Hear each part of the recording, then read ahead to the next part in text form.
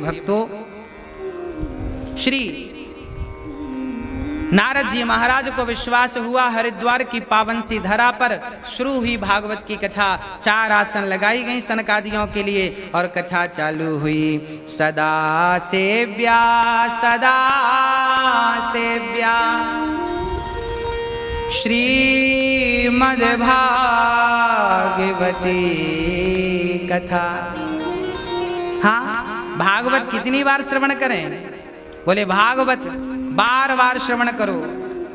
भागवत श्रवण करने से केवल नाम जपने मात्र से कल्याण हो जाता है। यत् फलम नास्ति तपसा न योगेन समाधिना तत्फलम लभते सम्यक कलौ केशव कीर्तनात्। जब ये बातें कही गई सनकादियों के द्वारा कि राम राम रटते रहो, कब तक रटें? जब तक घट में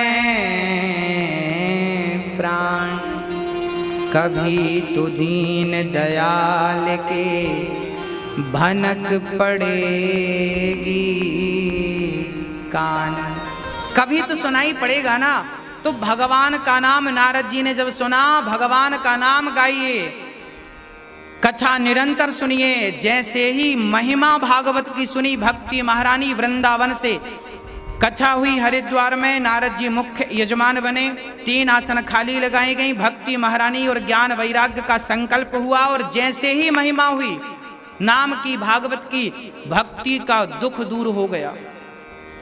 जैसे दीपक के जलते ही अंधकार तुरंत मिटता है, ऐसे भागवत का संकल्प होते ही पाप तुरंत समाप्त होते हैं। कल पर नहीं, तुरंत। भक्ति महारानी का सारा दुख दूर हुआ और वो ताता थैया करके हरिद्वार पहुंची। और भक्ति सुतौ तौ तरुणौ गृहीत्वा प्रेमयी के रूपा सहसा विरासीत। श्री कृष्ण गोविंद हरे मुरारी नाथेति नामानि मुहुर्वदन्ति। भक्ति महारानी नाचने लगी, भक्ति महारानी कीर्तन करने लगी और ताता थैया करके प्रेम पूर्वक जब भक्ति महारानी नाची, संतों से कहा महाराज मेरा तो सारा दुख दूर हो गया। कैसे दुख दूर हो गया? बोले केवल भगवान का नाम सुनते ही दुख दूर हो गया। हाँ, राधे राधे कहने से हर दुख मिट जाता है। राधे राधे कहने से हर दुख मिट जाता है कि दिल मेरा राधे राधे राधे राधे राधे गाता है। हो दिल मेरा राधे राधे राधे राधे राधे गाता। आइए प्रेम पूर्वक दोनों हाथ उठा के भाव से जय हो राधा रानी की शरण में।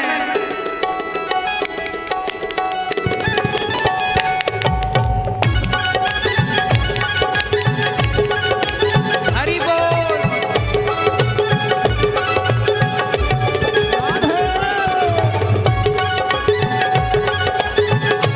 जय हो।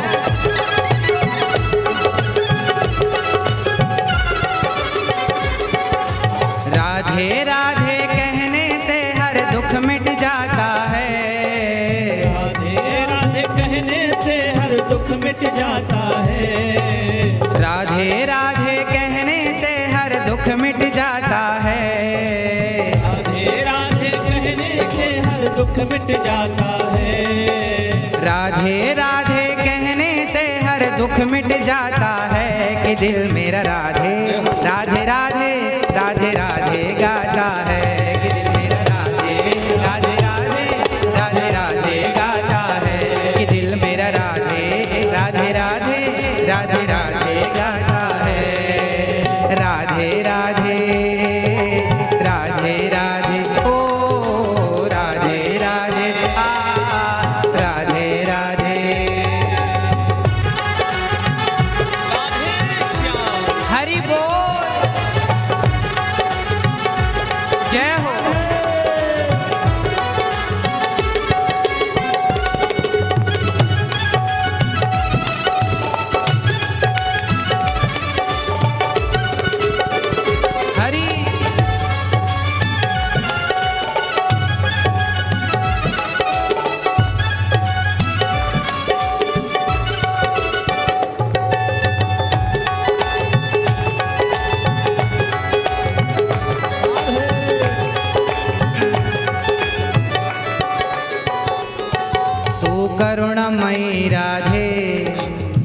कितनी सुंदर बात है। राधा रानी का स्वरूप कैसा है, स्वभाव कैसा है। हाँ, तू करुणामयी राधे, तू करती कृपा राधे, तू करुणामयी राधे, मेरी विनती सुनो राधे, अब दे दो दरस राधे, विनती सुनो राधे, अब दे दो दरस राधे। राधे नाम को सुनकर कान्हा दौड़ाता है, राधे नाम को सुनकर कान्हा दौड़ाता है, कि दिल मेरा राधे राधे राधे राधे राधे गाता है, राधे राधे राधे राधे राधे गाता है। राधे राधे हो राधे राधे आ, राधे राधे हो राधे राधे। जय हो।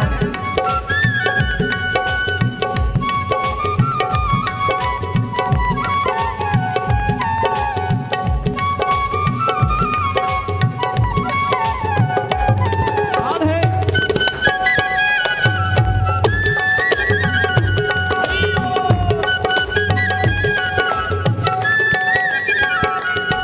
तेरी महिमा अपरंपार, तू वेदों का है सार, तेरी महिमा अपरंपार, तू वेदों का है सार।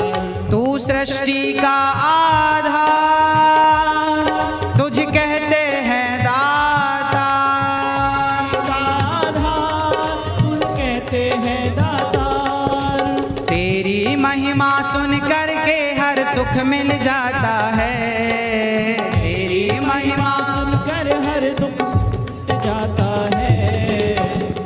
कितनी सुंदर बात भक्त राधा रानी के चरणों में निवेदित कर रहे हैं। हे राधा रानी, आपकी महिमा ऐसी है कि जब आपका नाम मेरे कानों के द्वारा जब मेरे हृदय तक पहुंचता है तो हाँ, तेरी महिमा सुन कर के हर सुख मिल जाता है, तेरी महिमा सुन कर के हर सुख मिल जाता है, कि दिल मेरा राधे राधे राधे राधे राधे गाता है, दिल मेरा राधे राधे राधे राधे राधे गाता है, कि दिल मेरा राधे राधे राधे राधे राधे गाता है, कि दिल मेरा राधे राधे राधे राधे राधे गाता है। हरि।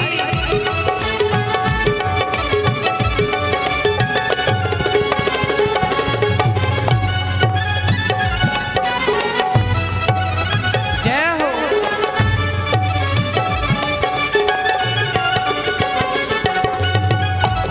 राधे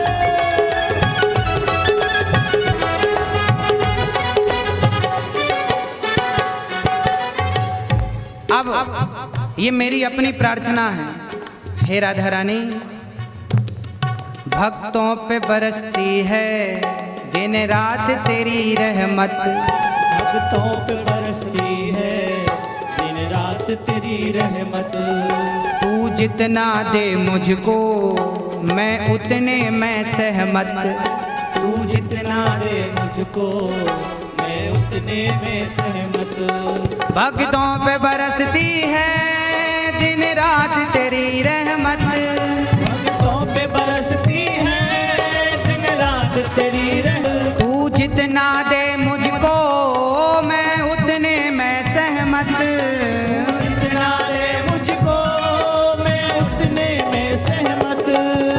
तेरे नाम की महिमा राधे अनिरुद्ध गाता है, तेरे नाम की महिमा राधे अनिरुद्ध गाता है, कि दिल मेरा राधे राधे राधे राधे राधे गाता है, दिल मेरा राधे राधे राधे राधे राधे गाता है, राधे राधे हो राधे राधे आ, राधे राधे हो राधे राधे, राधे राधे कहने से हर दुख मिट जाता है, राधे राधे कहने से हर दुख मिट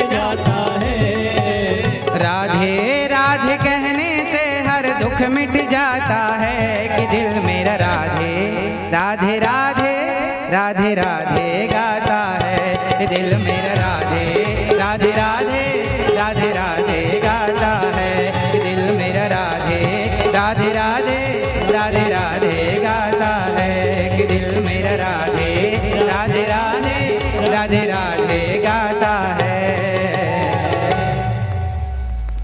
बोलिए भक्त वत्सल भगवान की अद्भुत महिमा। श्री राधा रानी की भक्ति महारानी ताता थैया करके नाचने लगी और राधे राधे कहने से हर दुख मिट जाता है। राधे राधे कहने से हर दुख मिट जाता है कि दिल मेरा राधे राधे राधे राधे राधे गाता है। भक्ति महारानी का सारा दुख दूर हो गया। केवल भागवत की महिमा को श्रवण कर हृदय में बैठने का स्थान दिया गया। भक्ति ने कहा प्रभु मैं कहाँ बैठूं, मेरा कोई स्थान तो नियुक्त कीजिए। तब कहा कि ये जो भक्त बैठे हैं इनका हृदय अंतःकरण खाली है, जाओ इनके हृदय में जाकर बैठ जाओ। ठीक है, भक्ति सारे भक्तों के हृदय में जाकर बैठ जाती है। और नारद जी के अंदर एक प्रश्न का जन्म हो जाता है। नारद जी कहते हैं शनकादियों से, हे प्रभु कोई पुण्यात्मा व्यक्ति भागवत सुन के तर जाए तो आश्चर्य नहीं है, कोई पापी व्यक्ति भागवत सुन के तर जाए तो आश्चर्य नहीं है, कोई पुण्यात्मा भागवत सुन के तर जाए तो आश्चर्य नहीं है, परंतु क्या वह व्यक्ति तरेगा जिसने जीवन भर पाप किया हो? तब सनकादियों ने विश्वास से कहा हाँ, बड़े बड़े पापी वीआईपी पापी क्यों ना हो उनका भी उद्धार हो जाता है। किसी का हुआ? हाँ, किसका हुआ? तुंगभद्रा तटे पूर्वम भूतपत्यनमुत्तमं यत्र वर्णः स्वधर्मेण सत्य सत्कर्म तत्परः। तुंगभद्रा नदी के किनारे पंडित जी रहा करते थे। पंडित जी का नाम था आत्मदेव। आत्मदेवः पुरी तस्मिन् सर्ववेद विशारद। आत्मदेव जी के जीवन में सब कुछ था, धन था, प्रतिष्ठा थी, पद था, सब कुछ था, परंतु एक चीज की कमी थी। मात्र आत्मदेव जी के घर कोई संतान नहीं थी, कोई पुत्र नहीं था। आत्मदेव जी ने बहुत पूजा की, पाठ किया, यज्ञ किया, जप किया, तप किया, सब कुछ किया पुत्र की प्राप्ति के लिए, पर पुत्र नहीं हुआ, पुत्र नहीं हो सका। कई बार क्या होता है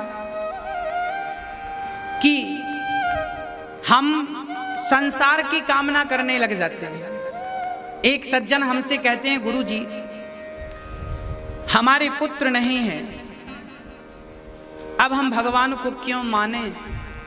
इतनी पूजा करते हैं, इतनी पाठ करते हैं, इतने यज्ञ करते हैं, इतना जाप करते हैं, पर हमारे पुत्र नहीं है, संतान नहीं है, क्यों? हाँ, संतान नहीं है। अब संतान के लिए आप देखिए, नारद भक्ति सूत्र में लिखा है श्री नारद जी ने कि भगवान की भक्ति तो करो परंतु कोई चाहत मत रखो। यदि कोई चाहत रखेंगे और वो चाहत पूरी हो गई तब तो आप भगवान की जय जयकार करेंगे, और वो चाहत अधूरी रह गई तो फिर भगवान से शिकायत करने लग जाएंगे, अरे भगवान तो हैं ही नहीं, होते तो ये क्यों होता। इसलिए भगवान की भक्ति निष्काम हो, कोई चाहत नहीं, चाह गई चिंता मिटी मनवा वे परवाह, और जिसको कुछ नहीं चाहिए सो ही साहंसा, कोई कामना नहीं, निष्काम निष्कपट भक्ति होनी चाहिए, निष्काम। हे प्रभु आपकी मर्जी, जो देना चाहें आपकी मर्जी से दीजिए, देना है पुत्र तो दीजिए, नहीं देना मत दीजिए। सच्चाई तो यह है कि हम संसार के लोगों को देखकर परेशान हैं। इनके बेटा है, इनके बेटा है, मेरे बेटा नहीं है। हम देखते हैं तो हमें लगता है कि हमारा भी होना चाहिए, परंतु सच्चाई यह नहीं है। संतान किसी को मिल भी जाए तो वो भाग्यशाली नहीं हो सकता, वो बड़भागी नहीं हो सकता। फिर भाग्यशाली और बड़भागी कौन है? बोले जिनका हृदय, जिनका मन भगवान में लगा है, जो भगवान का नित्य चिंतन कर रहे हैं, जो कृष्ण को ही अपना धन मान रहे हैं। मीरा कहती है मेरे तो गिरधर गोपाल दूसरो ना कोई। जिसने कृष्ण को ही अपना मान लिया हो, भला उसे फिर किसी और चीज की चाहत क्या है? क्या चाहत है, क्या कामना है, क्या इच्छा है? कोई कामना नहीं, कोई इच्छा नहीं। हाँ, जो देना है देंगे विधाता। आत्मदेव जी ने बहुत पूजा की, बहुत पाठ किया, पुत्र नहीं मिला। मन संसार से हट गया, वैराग्य ले लिया। जो इच्छा आपको बार बार तंग करे, परेशान करे, उस इच्छा को त्याग दीजिए। उस त्याग में ही सुख है। हाँ, सुख है त्याग में। यदि आपने त्याग ना किया तो सुख कैसे मिलेगा? जैसे आपकी इच्छा है कि मैं गाड़ी लूं, गाड़ी की कीमत 5 लाख रुपए है। अब 5 लाख रुपए अभी आपके हैं, अब ये 5 लाख रुपए आपको देना पड़ेगा, अर्थात इनका त्याग करना पड़ेगा। जब देंगे तो गाड़ी मिलेगी, तो इसका त्याग करेंगे तो दूसरा सुख मिलेगा, त्याग नहीं करेंगे तो सुख नहीं मिलेगा। इसलिए आपकी जो अपनी इच्छाएं हैं, जिन इच्छाओं ने आपको परेशान कर रखा है, उन इच्छाओं का जब तक त्याग नहीं करेंगे तब तक सुख की अनुभूति संभव नहीं है। तो यदि सुख चाहते हैं तो त्याग करिए इच्छाओं का। आत्मदेव ने सारी इच्छाएं त्याग दी और प्रेम से भजन करने लगे। एक दिन पड़ोसी ने आकर कह दिया कि आपके गाय बछड़ा बछड़ी को जन्म नहीं दे रही है, तुलसी बार बार सूख जा रही है। क्यों? क्योंकि आपके घर पुत्र नहीं है। अच्छा, जिनके पुत्र नहीं होते ना, वो बहुत परेशान होते हैं, मेरे पुत्र नहीं है। लोग बड़े ताने मारते हैं, इसने ताने मार दिया, उसने ताने मार दिया। मैं आपसे प्रार्थना करता हूं किसी के तानों पर चले मत जाइएगा। ताने किसी ने मार दिए सो मार दिए, परेशान मत होइएगा, तानों की परवाह मत कीजिएगा। हाँ, पुत्र के प्राप्त होने से कोई महान नहीं होता। मीराबाई के भी कोई पुत्र नहीं था, यशोदा माँ के भी कोई पुत्र नहीं था। यशोदा ने कृष्ण को अपना बेटा मान रखा था, वो तो देवकी पुत्र थे। बस जैसे यशोदा ने कृष्ण को अपना बेटा मान लिया, आप भी जीवन में जिस चीज का अभाव है, पुत्र का अभाव है, तो कृष्ण को पुत्र मान लीजिए। भाई का अभाव है तो कृष्ण को भाई मान लीजिए। पति नहीं है तो कृष्ण को पति के रूप में देखिए। गुरु नहीं है तो कृष्ण को गुरु के रूप में देखिए। कृष्णम वंदे जगत गुरुम। आपके जीवन में जिस रिश्ते का अभाव है, उस जगह श्री कृष्ण का भाव बनाइए, फिर देखिए आनंद ही आनंद होगा। आनंद ही आनंद होगा। आत्मदेव जी पड़ोसी की बात से विचलित होकर घर का त्याग करके और जंगल में मरने के लिए गए। वहां एक संत ने देखा ब्राह्मण रो रहा है, तब संत ने कहा कथम रोदसी विप्रत्वम काते चिंता बलीयसी वदत्वं सत्वरं मह्यं स्वस्य दुःखस्य कारणम्। हे ब्राह्मण, संत ने कहा कथम रोदसी विप्रत्वम काते चिंता, क्या चिंता है आपके अंदर? वदत्वम सत्वरम मह्यम, मुझे सच सच बताओ आपके अंदर क्या चिंता है, आप क्यों रो रहे हैं? तब आत्मदेव ने कहा धिग्जीवतम प्रजाहीनम धिग्रहम चा प्रजा बिना। मेरे पुत्र नहीं है इसलिए मैं रो रहा हूँ। संत ने समझाया राजन, मेरे भी संतों के भी कोई पुत्र नहीं है। ये पुत्र की अभिलाषा त्याग दो, पुत्र की इच्छाएं त्याग दो और कृष्ण को अपना मान लो। संत की बात आत्मदेव जी की समझ में नहीं आई। मुझे पुत्र चाहिए, जिद कर लिया, मुझे बेटा चाहिए, पुत्र चाहिए। ठीक है। संत ने कहा यदि चाहिए सो ले लो, लो ये फल अपनी पत्नी को खिलाना और फल खाने से आपकी पत्नी गर्भवती होगी, पुत्र होगा। वो तपस्वी संत का फल ले जाकर आत्मदेव ने पत्नी धुंधली को दिया। धुंधली खाओ। धुंधली ने विचार किया खाऊंगी गर्भवती हो जाऊंगी और फिर पुत्र होगा, ये कष्ट कौन उठाएगा। आत्मदेव जी तो चले गए। आत्मदेव के जाते ही धुंधली विचार करने लगी फल खाऊं कि ना खाऊं, खाऊं कि ना खाऊं। तब तक बहन आ गई। बहन ने कहा फल वल खाने से कोई बेटा नहीं होता, गौ माता को खिला दे। मैं गर्भवती हूं, मेरा बेटा ले लेना। धुंधली ने बहन का बेटा खरीद लिया। फल गाय को खिलाया। गाय को सुंदर सा बालक हुआ, नाम रखा गौकर्ण। धुंधली के पुत्र का नाम रखा धुंधकारी।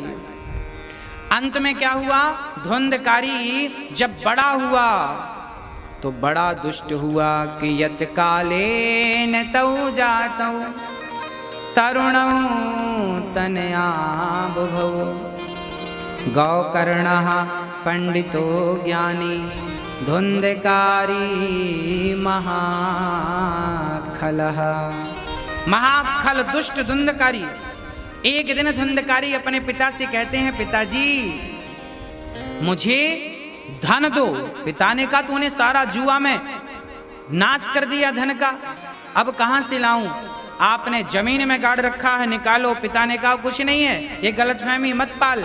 तब धुंधकारी ने पिता को सारे गांव के बीच में, लोगों के बीच में अपने पिता के ऊपर हाथ उठा दिया। लाठी उठाई और पिता की पीठ में जो बरसाना शुरू किया। पिता की ऐसी हालत देखकर गौकर्ण जी आ गए। और गौकर्ण जी क्या कह रहे हैं अपने पिताजी से। गौकर्ण जी कह रहे हैं कि हे पिताजी,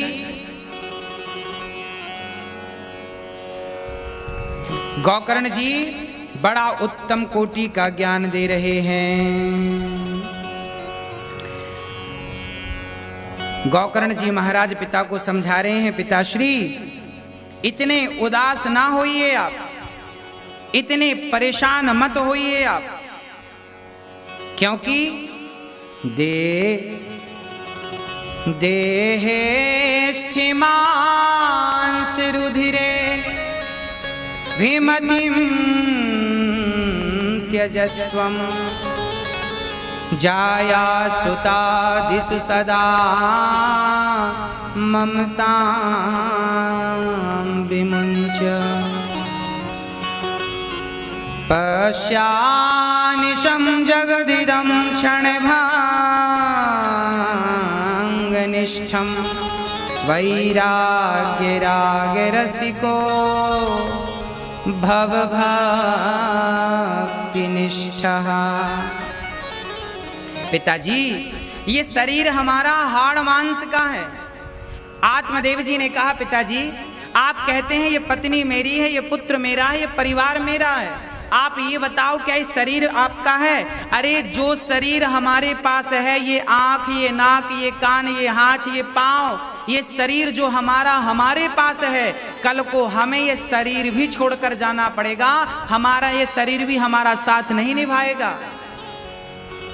हाँ, ये शरीर भी हमारा नहीं है। यदि शरीर आपका था तो आंखों में कम दिखने लगा, रोका क्यों नहीं? कानों में कम सुनाई पड़ने लगा, आपने रोका क्यों नहीं? बुढ़ापे में हाथ पांव कमजोर पड़ गए, रोका क्यों नहीं? इसका अर्थ है कि शरीर आपके पास है पर आपके पास होता हुआ भी आपका नहीं है। जब ये शरीर आपका नहीं हो सका तो पत्नी, पुत्र, परिवार आपका कैसे हो सकता है? गौकर्ण जी ने कहा ऐ मन मुसाफिर निकलना पड़ेगा, ये काया कुटी घर खाली करना पड़ेगा। सांस टूटते ही सब रिश्ते टूट जाएंगे, बाप माँ बहन बीवी बच्चे छूट जाएंगे।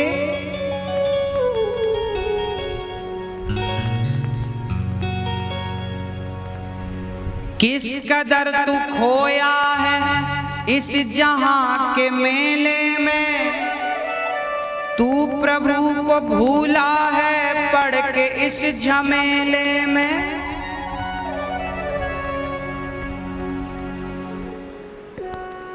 आज तक ये देखा है पाने वाला रोता है, जिंदगी को जो समझा जिंदगी पे रोता है।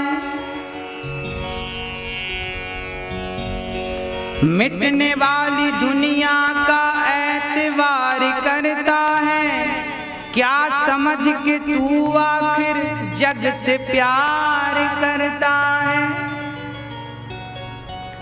इसलिए जग से प्यार ना करो, जगन्नाथ से प्यार करने लग जाओ। हाँ, जगन्नाथ ही पार लगाने वाले हैं। पिताजी को जब धुंधकारी ने मारा, पिताजी घर त्याग कर निकल गए। धुंधकारी ने अपनी माँ पर हाथ उठाया और माँ को मारना शुरू किया। माँ बेचारी रोती हुई कुएं में कूद के मर गई। अर्थात धुंधकारी ने अपनी माँ पर बड़ा अत्याचार किया, बहुत सारे जुल्म किए। जैसे आज के बच्चे भी अपने माँ बाप के साथ बहुत अत्याचार करते हैं। बहुत सारे बच्चे तो माँ बाप को भगवान मानकर सेवा करते हैं। ऐसे बच्चों को मैं नमन करता हूँ, पर ऐसे बच्चों से मुझे शिकायत भी है जो बच्चे अपनी माँ की सेवा नहीं करते। हाँ, अरे भगवान की सूरत तुमने देखी है क्या? जब हम भगवान के घर से संसार में आने लग गए, तब इंसान ने भगवान से पूछा था कि प्रभु मैं तो तेरी संतान हूं, मैं तो तेरी औलाद हूं, मैं संसार में किसके भरोसे रहूंगा? कौन मुझे पालेगा, कौन मेरी सेवा करेगा, कौन मुझे रोटियां देगा? तब भगवान ने कहा था बेटा, तेरे जाने के पहले मैं स्वयं तेरी सेवा करने के लिए, तेरी परवरिश करने के लिए आ जाऊंगा। तब हम लोगों ने पूछा था कि भगवान आप संसार में किस रूप में आएंगे? तब भगवान ने कहा था, संसार में जन्म लेते ही जब तू आंख खोलेगा और आंख खोलते ही जब तू देखेगा, जिसे देखेगा उस रूप में मैं ही हूं। सबसे पहले तू अपनी माँ को देखता है, तो जो तेरी माँ है ना, वो मैं ही माँ बनकर यहां आता हूं। एक बात आपको बता दूं कि जब आप कोई फैक्ट्री लगवाते हैं, कोई मशीन लगाते हैं अपने घर पर, तो कंपनी के लोग पहले आते हैं, फिटिंग करते हैं और कैसे उसे चलाना है स्वयं कंपनी वाले सिखाते हैं, समझाते हैं। आपने घर पर एसी लगवाई, तो एसी लगाने के लिए कंपनी वाले आएंगे, आपके घर लगाएंगे, कैसे उसे संभालना है, कैसे उसे चलाना है, आपको सिखाएंगे। ऐसे ही जब भगवान के घर से हम संसार में आए, तो स्वयं भगवान ही माँ बनकर हमें आए संसार में सिखाने, बेटा अब तुम्हें संसार में ऐसे जीना। माँ गुरु होती है ना, गुरु, माँ बनकर दूध पिलाती है और गुरु बनकर सिखाती है, बेटा इस रास्ते पर नहीं चलना, इस रास्ते पे मत जाना, ये रास्ते को अपनाना। सच्चाई के, ईमानदारी के पाठ पढ़ा कर माँ तुम्हें चलाती है, सिखाती है, समझाती है। वो भगवान जैसे कंपनी से एसी लगाने वाला आता है, वो कंपनी का आदमी है, आपका नहीं, वो सिखा रहा है। ऐसे माँ भगवान की आदमी, अर्थात माँ भगवान के घर से आई हुई है, जो भगवान ने भेजा है, भगवान ही इस रूप में है कि आपका लालन पालन करते हैं। तो जब आंख खुली तो पहला रूप माँ का देखा, वो परमात्मा ही माँ बनकर, ईश्वर ही माँ बनकर आपके सामने है और आपकी सेवा करता है। आपका मलमूत्र साफ करती है माँ, खिलाती है माँ, पिलाती है, दूध पिलाती है और कितना बढ़िया लालन पालन करती है, बड़ा बना देती है आपको। और आप जब बड़े बन जाते हैं तो उसी माँ के एहसानों को भूल जाते। तुमने क्या किया मेरे लिए? वाह, तुम्हारी जेबा पर कीड़ा नहीं पड़ गए जब तुमने माँ से ये कहा कि तुमने हमारे लिए क्या किया? हाँ, क्या तुम माँ कोई ये शब्द कहने के योग्य हो कि तुमने क्या किया ना। मैं सभी भाइयों से प्रार्थना करता हूं, कभी अपने माँ बाप को पलटकर ये जवाब मत देना कि तुमने मेरे लिए क्या किया। कुछ ना किया होता तो क्या आज आप इतने बड़े हो गए होते, इतनी उम्र हो गई होती आपकी। हाँ, इसलिए प्रार्थना करता हूं माँ बाप की सेवा। श्रीधाम वृंदावन में जैसा कि आप देख रहे हैं कि वृंदावन की पावन धरा पर वृद्ध माओं की सेवा के लिए एक वृद्धाश्रम का निर्माण होने जा रहा है। और इसी कार्य में जो बच्चे अपने माँ बाप की सेवा नहीं कर पाते, जो माँ बाप की सेवा नहीं करते, घर से निकाल देते हैं, दुख देते हैं, ऐसे माँओं की सेवा ये दास अनिरुद्ध करना चाहता है। और केवल आप सभी भक्तों के सहयोग से आप सभी सहयोग कर भी रहे हैं। आप सभी का बहुत बहुत धन्यवाद उन भक्तों का जो योगदान दे रहे हैं। ईश्वर आपको उसका करोड़ों गुना कई गुना वापस दे जितना आप दे रहे हैं। दान करने से दानम दुर्गति नाशनम, कई बार हमने कहा है कि दान करने से दुर्गति मिट जाती है। इसलिए जब आप दान करते हैं तो आपके दिए हुए दान से आपके घर का सारा दोष दान के द्वारा बाहर निकल जाता है। और दान शब्द जुड़ते ही वो दोष देने वाले का समाप्त हो जाता है और वो धन जहां पहुंचता है वहां सेवा। धुंधकारी अंत में 5 स्त्रियों के संग 5 स्त्रियों का गुलाम हो गया, 5 स्त्रियों के संग रहने लगा। अंत में वो 5 स्त्रियां धुंधकारी को मार डालती हैं गला दबाकर। ये 5 स्त्रियां कौन है? ये धुंधकारी कौन है? ये आत्मदेव कौन है? आइए समझते हैं। एक उत्तम नगर है हमारा शरीर। इस उत्तम नगर के शरीर में एक आत्मदेव जी रहते हैं, अर्थात एक आत्मा रहती है। ये शरीर पर एक आत्मा रहती है और साथ में एक धुंधली भी रहती है। धुंधली मतलब जो धुंधला धुंधला दिखे, क्लियर ना हो, स्पष्ट ना हो, अर्थात वो बुद्धि जो क्लियर नहीं है, स्पष्ट नहीं है। तो हमारे इस शरीर के नगर में आत्मा भी रहती है और साथ में धुंधकारी भी रहता है। ये धुंधकारी कौन है? हमारा मन धुंधकारी है। धुंधकारी की 5 पत्नियां हैं, हमारा मन भी 5 स्त्रियों के संग लगा रहता है। ये कौन है स्त्रियां? 5 ज्ञानेंद्रियां। हमारी आंख रूप देखना चाहती है, हमारे कान अच्छे शब्द सुनना चाहते हैं, हमारी चमड़ी त्वचा अच्छा स्पर्श टच करना चाहती है, हमारी नासिका अच्छा सूंघना चाहती है और हमारी जिह्वा अच्छा रस लेना चाहती, स्वाद लेना चाहती है। इन 5 की हम सभी गुलामी कर रहे हैं।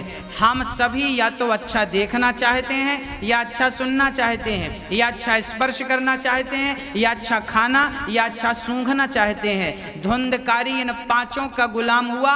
अंत में इन 5 ने धुंधकारी को मार दिया।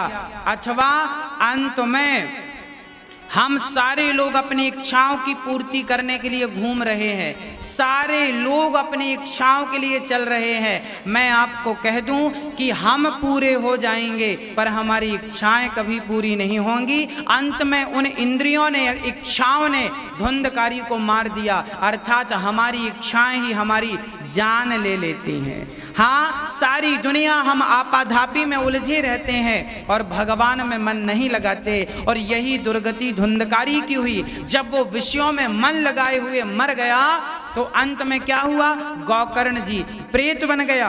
और जब प्रेत बना तब गौकर्ण जी ने उन्हें भागवत की कथा सुनाई। जब आप गलत काम करते हैं तो आपका मन भटकता है, आप भटकते हैं, अन्य योनियों में चले जाते हैं, भूत प्रेत पिशाच बन जाते हैं। और जब कोई सच्चा गुरु आपके नाम से, आपके परिवार का कोई सदस्य कहे कि हमारे पूर्वजों के नाम से भागवत सुनाइए, और जब कोई भागवत आपके नाम से सुनवाता है तब कहीं जाकर आपका उद्धार होता है, नहीं तो आप प्रेत योनियों में ही भटकते रह जाते हैं। इसका सबसे सटीक उदाहरण धुंधकारी है। धुंधकारी जैसों की दुर्गति हो गई। हाँ, इसलिए गलत ना करें, इंद्रियों के अधीन ना बने। ये इंद्रियां हमें ठग लेती हैं, हमारी आंख ठग लेती है। अच्छा अच्छा इसे दिखाती रहो बस।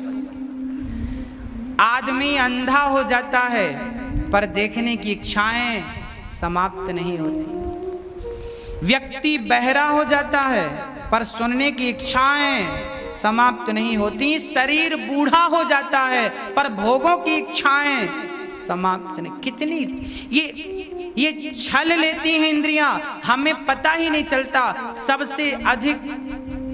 सबसे बड़ी दुश्मन कौन है?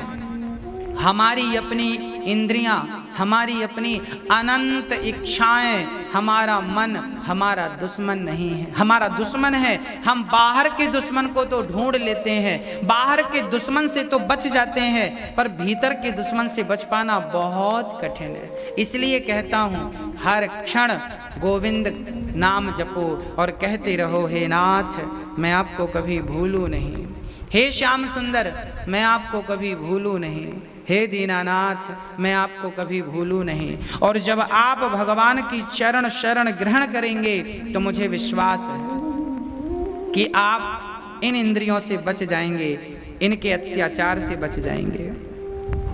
दूसरी बार गोकर्ण जी ने जब भागवत सुनाई, प्रथम बार धुंधकारी विमान पर चढ़ के भगवान की ओर चले गए। भागवत सुनते ही बांस की ग्रंथि में जाकर धुंधकारी बैठ गए। पहले दिन की कथा में बांस की प्रथम ग्रंथि खुली, दूसरे दिन की कथा में दूसरी, तृतीय दिवस की कथा में तीसरी, अर्थात 7 दिन की कथा में बांस की 7 ग्रंथि खुली। एक दिव्य पुरुष निकला और भगवान के निज धाम की ओर चला गया। ये ग्रंथि क्या है? हमारे भीतर भी काम, क्रोध, लोभ, मोह, अहंकार, मत्सरता, कपट की ग्रंथि है। यदि आप मन भगवान में लगाएंगे तो आपकी ये ग्रंथियां भी धीरे धीरे समाप्त हो जाएंगी। काम मिटेगा, क्रोध मिटेगा, लोभ मिटेगा, भगवान मिटाएंगे, हम थोड़ी मिटाएंगे, भगवान मिटाएंगे, सब मिट जाएगा और आप निष्कपट निष्काम होकर और प्रसन्न चित्त से भगवान की शरण में पहुंच जाएंगे। जैसा बाग से तोड़कर, जैसे बगीचे से तोड़कर आप खिला हुआ पुष्प गुलाब का, कमल का, गेंदे का भगवान के चरणों में समर्पित कर देते हैं। पुष्प कैसा? खिला हुआ होना चाहिए, सुंदर होना चाहिए, उसमें कोई दाग धब्बा सड़ापन नहीं होना चाहिए। कुछ पंखुड़ियां खराब हो जाती हैं, वैसा पुष्प भगवान को नहीं चढ़ाते। बिल्कुल सुंदर पुष्प भगवान जी को चढ़ाते हैं। वैसे ही जैसे खिला हुआ पुष्प भगवान के चरणों में जाता है, आप भी जब निष्काम हो जाएंगे, निष्कलंक हो जाएंगे, निष्कपट हो जाएंगे, तो आप भी खिले हुए पुष्प हो जाएंगे। और फिर खिला हुआ पुष्प अर्थात अपने आप को पुष्प बनाकर भगवान के चरणों में आप समर्पित कर दीजिएगा। प्रिय भक्तों, धुंधकारी ने दूसरी बार गोकर्ण जी ने भागवत सुनाई। वहां पर जितने पशु पक्षी जीव मात्र थे, सबके लिए विमान आया और सब भगवान के निज धाम को प्रस्थान कर गए। प्रहलाद जी कीर्तन करने लगे, भजन करने लगे, ताता थैया करके नाचने लगे और बड़े अद्भुत वहां भगवान प्रकट भये। और प्रकट होकर गोकर्ण जी को जो भगवान से जोड़ते हैं, ऐसे भक्तों को भगवान हृदय से लगाते हैं। कथा सुनने वालों को तो भगवान मिलते ही हैं, पर कथा सुनाने वालों को भगवान हृदय से लगाकर कहते हैं, वाह तुमने इतने लोगों को मुझसे जोड़ दिया। और भगवान हृदय से गोकर्ण जी को लगा लेते हैं। ऐसी पावन दिव्य भागवत जी की चर्चा आप लोगों ने सुनी। हाँ, जन्माद्यस्य यतोऽन्वयादितरतस् चार्थे सुभिज्ञः स्वराट् तेने ब्रह्म हृदयादि कवये मुह्यन्ति सूरयः तेजो वारिमृदां यथा विनिमयो यत्र त्रिसर्गो मृषा धाम्ना स्वेन सदा निरस्तिकुहकं सत्यं परं धीमहि। जन्माद्यस्य जन्म आदि यस्य जन्माद्यस्य, जो परमात्मा सृष्टि को उत्पन्न करते हैं, हमें जन्म देते हैं। स्वानैव राजते इति स्वराट, जो परमात्मा स्वयं प्रकाश स्वरूप हैं और सूर्य चंद्रमा जिनसे प्रकाशित होते हैं। मोहियंत यत् सूर्यः, जिस परमात्मा की माया को ब्रह्मा ना जान पाए, ब्रह्मा मोहित हो गए। ऐसे परम पुरुष परमात्मा सत्यम सत्य स्वरूप परमात्मा को सत्यम परम धीमहि परमात्मा को हम नमस्कार करते हैं, इनका ध्यान करते हैं। भागवत में पहला प्रश्न हुआ, सूत जी महाराज से शौनक आदि ऋषियों ने प्रश्न किया, मनुष्य का परम धर्म क्या है? ये भागवत का पहला प्रश्न है। मनुष्य का धर्म क्या है? क्या दान करना धर्म है? क्या यज्ञ करना धर्म है? धर्म क्या है हमारा? अब आपसे कोई पूछे आपका धर्म क्या है, आप कहेंगे हमारा सनातन धर्म है, सत्य सनातन। अरे भाई, ये तो हमारा धर्म है ही। व्यक्ति विशेष में आपकी बात करता हूं। आप व्यक्ति विशेष, आपका धर्म क्या है? क्या धर्म है आपका? तब हमारा धर्म क्या है? तो बतलाते हैं गोस्वामी जी।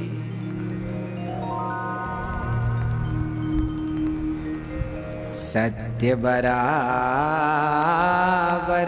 तप नहीं। क्या कहते हैं गोस्वामी जी? धर्म में न दूसर सत्य समाना, आगम निगम पुराण बखाना। धर्म में न दूसर सत्य समाना, धर्म न दूसर सत्य समाना, आगम निगम पुराण बखाना। परहित सरिस धर्म नहीं भाई, पर पीड़ा सम नहीं अधमाई। मनुष्य का धर्म है सत्य बोलना। सत्य के लिए आन बान शान क्या है? सत्य। हमारी सत्य ही आन है, सत्य ही वाण है। राजा हरिश्चंद्र जैसे धर्मात्मा राजा सत्य के लिए बिक गए। राजा हरिश्चंद्र ने स्वप्न में अपने राज्य का दान कर दिया। दुर्वासा जी आए, उन्हें सब दान कर दिया। सब दान करने के बाद दक्षिणा रह गई। 1100 स्वर्ण मुद्राएं देना था। दुर्वासा जी ने कहा, मुझे दक्षिणा दीजिए। आपके घर मैंने भोजन किया है, भोजन कराए हैं, आप दक्षिणा दीजिए।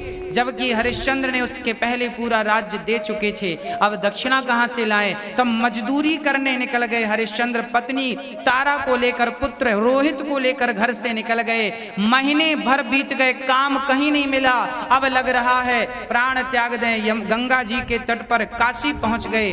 तभी उनकी पत्नी तारा ने कहा, प्राणनाथ मुझे बेच क्यों नहीं देते? भरी बाजार में तारा खड़ी हो गई और कहा, मुझे कोई खरीद लो। पंडित जी ने कहा, पंडितानी बूढ़ी हो गई है, क्या मेरी पंडितानी की तू सेवा करेगी? घर पे झाड़ू पोंछा बर्तन करेगी? हाँ हाँ करेंगी। किस लिए? सत्य के लिए। धर्मो रक्षति रक्षिता। जब आप धर्म की रक्षा करते हैं तो धर्म भी आपकी रक्षा करता। वाह!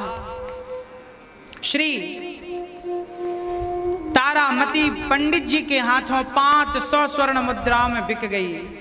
पंडित जी बाल पकड़ कर ले जाने लगे। रोहित दौड़ पड़ा, माँ माँ मेरी माँ कहाँ? जब माँ ने कहा, महाराज मेरा बेटा, इसे भी खरीद लीजिए। पंडित जी बोले, ना तुम माँ बेटी रहोगी तो काम नहीं होगा। वो छोटा सा नन्हा सा बालक जिद करने लगा, माँ मुझे छोड़कर मत जाओ। पंडित जी को दया आई और 100 स्वर्ण मुद्राओं में खरीद लिया। अंत में राजा हरिश्चंद्र ने अपने आप को एक डोम के हवाले कर दिया और चांडाल बनकर शमशान में पहरा देने लगे। और 1100 स्वर्ण मुद्राएं सूर्य अस्त के पहले, महीना भर का समय पूरा होने के पहले, और उन्होंने समर्पित कर दी। महाराज, आपके ऋण से हम उऋण हो गए। धर्म के लिए, सत्य के लिए राजा हरिश्चंद्र बिक गए। वाह, पत्नी बच्चा खुद बिक गए, पर धर्म को जाने नहीं दिया। अरे चाहते तो कह देते, क्या जरूरत है भाई, क्या जरूरत है, हम क्यों बिकें, हम क्यों दें आपको दान दक्षिणा। ना, कह दिया प्राण जाए पर वचन ना जाए। अब राजा हरिश्चंद्र की पत्नी तारा, एक दिन उसका बेटा बगीचे में पुष्प चुन रहा था, तभी एक सर्प ने डस लिया। और तारा जब बेटे के शव पर रोने चली तो पंडित जी ने कहा, खबरदार, मेरी पूजा पूरी जब तक ना हो तो जाएगी नहीं। बेटा पड़ा हुआ था, बेटा पड़ा हुआ था, मरा हुआ था, और माँ बच्चे से मिलने भी नहीं जा सकती, माँ बच्चे को देखने भी नहीं जा सकती। और वहां पर तारामती काम करती है। जब रात्रि हो जाती है तो मरे हुए बच्चे के पास जाकर रोती है, पुत्र, मैं वक्त से आ गई होती तो शायद तेरे प्राण में बचा लेती। गोद पर लेकर चलती है कि कम से कम इसका अंतिम संस्कार तो कर दूं। और जब वो संयोग से उसी शमशान में तारा पहुंच गई अपने पुत्र रोहित को लेकर, जहां पहरेदार स्वयं हरिश्चंद्र थे, और रोने लगी, तब हरिश्चंद्र को लगा शायद कोई रोने वाली, किसी का दुख, बेटा इत्यादि, पति इत्यादि समाप्त हो गया, इसलिए रो रही है। रात्रि के समय, वो अंधेरी रात थी। हरिश्चंद्र बोले, देवी क्या हुआ? तब तारा बोली, महाराज, मेरा बेटा मर गया, सर्प ने डस लिया। तो तारा को समझाने लगे हरिश्चंद्र, देखो देवी, आना जाना प्रकृति का नियम है, तुम्हें और हमें भी एक दिन मरना है। जिसका ये तो केवल कहने की बात है कि सर्प ने डस लिया, एक्सीडेंट हो गया, पानी में डूब गया। जिसकी जितने दिन की थी उतने दिन रहा, बाद में समाप्त हो गया, उसकी जिंदगी थी ही नहीं।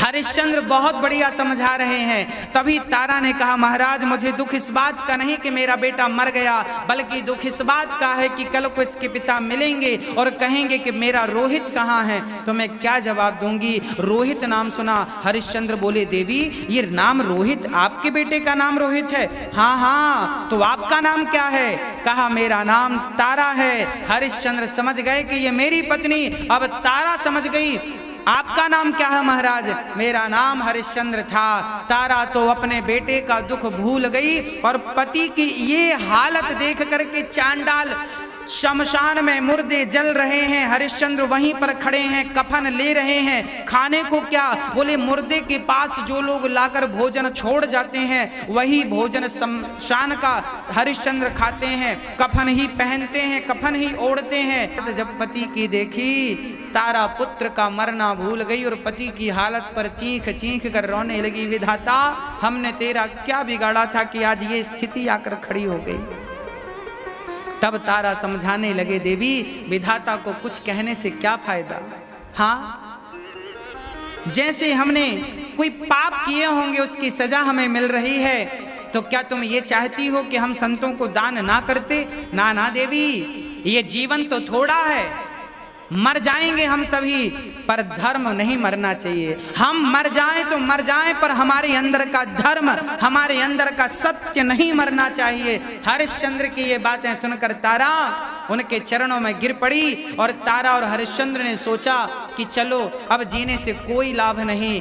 तब तक चर्चा ये भी मिलती है कि गांव वाले दौड़कर आ गए, कहा कि ये चोरनी है, हमारा धन चुरा कर भाग रही है। हरिश्चंद्र के मालिक ने, जिसने खरीदा था, डॉम ने, उन्होंने तलवार पकड़ा दी, हरिश्चंद्र को इस स्त्री का सिर खंडित कर दो। अब धर्मो रक्षति रक्षिता। जब आप सत्य के मार्ग पर चलते हैं ना, तो परीक्षाएं बड़ी कठिन होती हैं। और मैं आपको एक बात और बता दूं कि 12वीं की परीक्षा, पीएचडी की परीक्षा कितनी टफ होती है, कितनी कठिन होती है। जब सांसारिक डिग्रियों की पढ़ाई इतनी कठिन है, तो जब परमात्मा तुम्हें परखेगा तो उसकी परीक्षा थोड़ी कठिन तो होगी ही होगी। हाँ, आप हारिएगा मत। राजा हरिश्चंद्र के सामने पत्नी खड़ी है और कहा जा रहा है, इसका सिर काट दो। राजा हरिश्चंद्र पत्नी की तरफ देखते हैं। उस पत्नी ने, उस नारी तारा ने कहा, प्राण स्वामी जी, यदि पत्नी चली गई तो वापस आ सकती है, पुत्र चला गया तो वापस आ सकता है, पर धर्म चला गया तो वापस नहीं आएगा। इसलिए आज पत्नी को मत देखिए, अपने धर्म की रक्षा कीजिए। तलवार उठाकर जब मालिक ने जिसने खरीदा था, अब वो जो कहेगा तुम्हें करना पड़ेगा। और जो तलवार चलाना चाहा, अब तो भगवान को रहा ना गया, भगवान प्रकट हो गए हरिश्चंद्र के सामने, तलवार पकड़ ली और हरिश्चंद्र चरणों में गिर पड़े। भगवान, ये सब क्या था? तेरी परीक्षा थी। क्या आपको यकीन नहीं था कि मैं सत्यवादी हूं, जो मैं कह देता हूं करता हूं? तब भगवान ने कहा कि यदि मैं दुनिया को कहता कि तू सत्यवादी है और दानी है तो कौन मानता, पर आज तूने सिद्ध कर दिया अपने कृत्य से कि तेरे जैसा सत्यवादी और तेरे जैसा दानी भला कौन होगा। दानियों में शिरोमणि श्री हरिश्चंद्र जी, भगवान ने अंत में उनका राज्य वापस किया और उन्हें राजा बनाया जहां की तहां।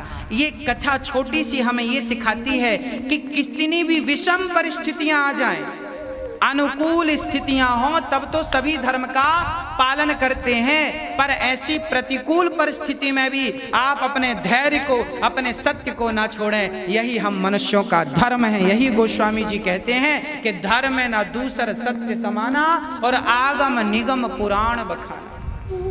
मनुष्य का धर्म क्या है ये स्पष्ट आपको हमने कर दिया। शास्त्रों का सार क्या है, ईश्वर सगुण है या निर्गुण, इन तमाम प्रश्नों पर कल चलेंगे। राजा परीक्षित को 7 दिन में मरने का श्राप लगा है, कुंती माँ ने भगवान से दुख मांगा है, इन तमाम प्रश्नों पर कल चलेंगे। आइए प्रेम पूर्वक भगवान नाम जपते हुए आरती उतारते हैं। कल ठीक 3 से 6 साधना टीवी पर कथा देखना मत भूलिएगा। रोज साधना टीवी पर कथा देखिएगा और ये कथा यूट्यूब पर भी चल रही है, आप इसे जरूर देखिएगा। आइए बड़े भाव से भगवान नाम जप लेते हैं और प्रेम पूर्वक आरती उतारते हैं। हरे रामा रामा रामा हरे हरे, हरे कृष्णा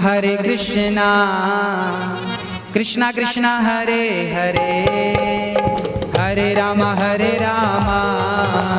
रामा रामा हरे हरे, हरे कृष्णा कृष्णा कृष्णा हरे हरे।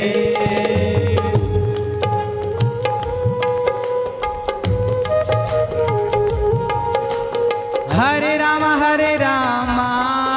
रामा हरे हरे, हरे कृष्णा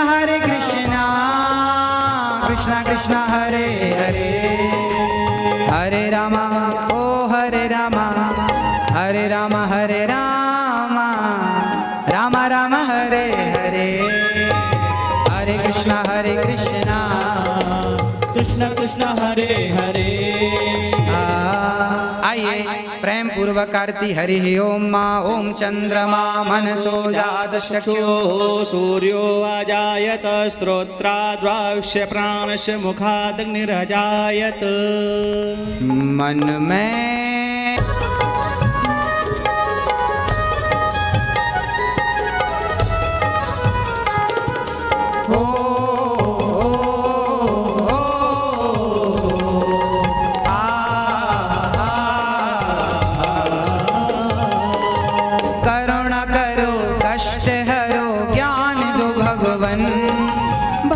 फंसी नाव मेरी तार दो भगवन।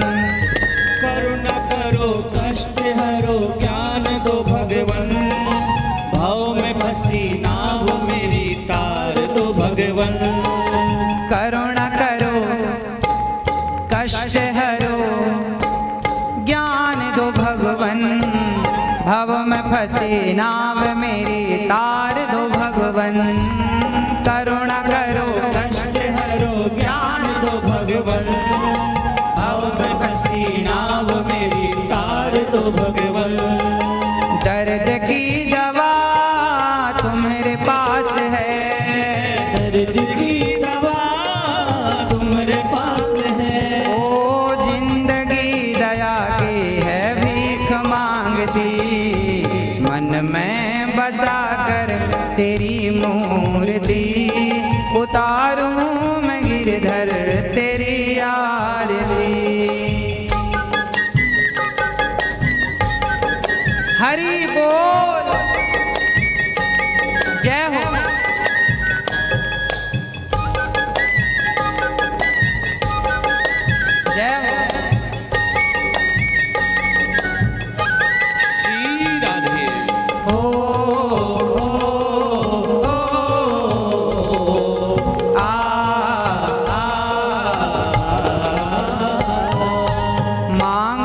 तुझसे क्या मैं यही सोचूं भगवन, जिंदगी जब तेरे नाम कर दी अर्पण। मांगू तुझसे क्या मैं यही सोचूं भगवन, जिंदगी जब तेरे नाम कर दी अर्पण। मांगू तुझसे जय हो, क्या मैं यही जय हो, सोचूं भगवन, जिंदगी जब तेरे नाम कर दी अर्पण। उतारूं मैं गिरधर तेरी आरती। हरि बोल।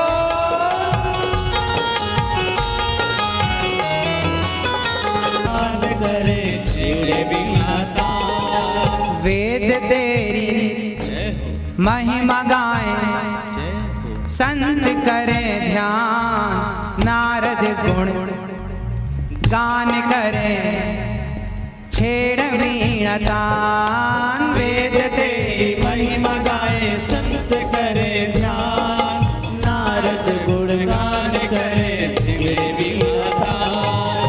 भक्त तेरे द्वार करते हैं पुकार, भक्त तेरे द्वार करते हैं पुकार। ओ दास अनिरुद्ध तेरी गाए आरती, मन में बसा कर तेरी मूर्ति। उतारूं मैं गिरधर तेरी आरती, मन में बसा कर तेरी मूर्ति।